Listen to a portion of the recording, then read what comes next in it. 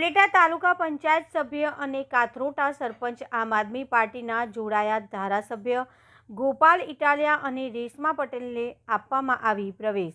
ઉપલેટા તાલુકામાંથી મહત્વપૂર્ણ રાજકીય જોડાણ સામે આવ્યું છે। તાલુકા પંચાયતના સભ્ય કડવીબેન વામરોટિયા અને કાથરોટ ગ્રામ્ય પંચાયતના સરપંચ રામસિંહ વામરોટિયા આમ આદમી પાર્ટી આપમાં સામેલ થયા છે। તેમને પાર્ટીના આગેવાનો ગોપાલ ઇટાલિયા અને રેશમા પટેલ દ્વારા ખેસ પહેરવામાં આવ્યો હતો અને ગરમજોશીથી સ્વાગત કરવામાં આવ્યું હતું। સાથે 100થી વધુ સ્થાનિક કાર્યકર્તાઓ આમ આદમી પાર્ટીમાં જોડાયા।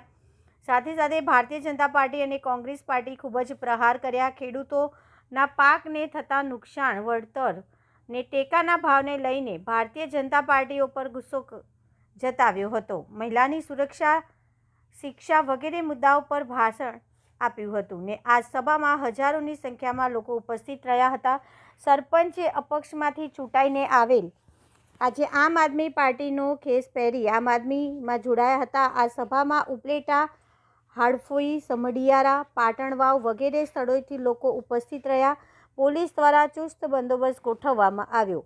રિપોર્ટર આસિફ ખોખર, ઉપલેટા।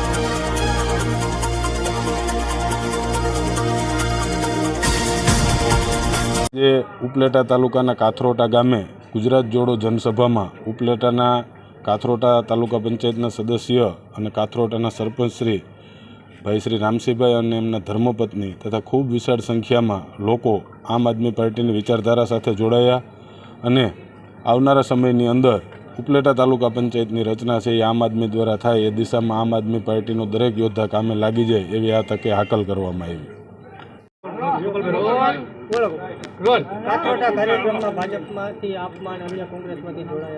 આજે ઉપલેટા તાલુકાના કાથરોટા ગામના સરપંચ શ્રી રામસિંહભાઈ, એમના ધર્મપત્ની અને તાલુકા પંચાયતના અપક્ષના સભ્ય બેન, એ સિવાય ભાજપ અને કોંગ્રેસ પાર્ટીમાં સાથે જોડાયેલા અનેક એવા સક્ષમ આગેવાનો આજરોજ આમ આદમી પાર્ટી સાથે જોડાયા છે। ખૂબ મોટી સંખ્યામાં આજુબાજુના ગામના ગામજનો, કાથરોટા ગામના ગામજનો, બહેનો, ખેડૂતો બધાએ ઉપસ્થિત રહી અને આ કાર્યક્રમની અંદર એક સંકલ્પ કર્યો છે કે આવનારી ચૂંટણીની અંદર ભાજપને હરાવી અને આમ આદમી પાર્ટીને જીતાડીશું। જે રીતે ગુજરાતભરના ખેડૂતો સાથે, યુવાનો, મહિલાઓ, બધા વર્ગ સાથે અન્યાય અને અત્યાચાર થઈ રહ્યો છે, નાનામાં નાની વાત માટે કોઈ સરકાર સાંભળવા તૈયાર નથી। નાનામાં નાનો પ્રશ્ન હોય તો પણ કોઈ સાંભળવા તૈયાર નથી।